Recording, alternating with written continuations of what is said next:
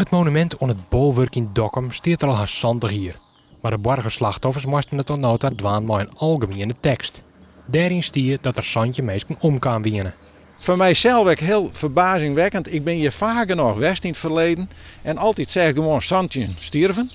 En op een bepaald moment wie ik hier een foto ontmaakte voor onze Fjouwe Maaien betinking. En toen ineens dacht ik van, maar waar bedoelen ze hier eigenlijk? Dat wie helemaal nooit bij ons opkomen. En toen ben we er echt op zitten hier.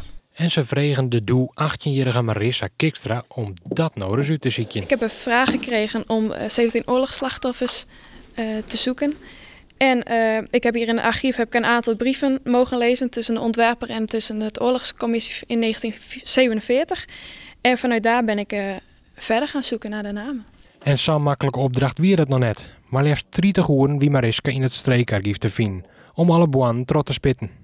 Eigenlijk staan die 17 namen die staan nergens in een lijstje of in de brieven staan nergens dat zij het echt zijn.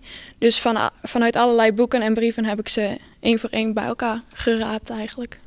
En nadat die namen bekend wienen, koerde de Fjouwe Maaien-commissie er weer mee aan de slag. Together met de gemeente hebben ze ervoor zorgen dat de namen nou dags op het monument staan. De vraag bleef likwijls waarom dat bij de oprichting van het monument in 1947 net voor een dagelijks dien is.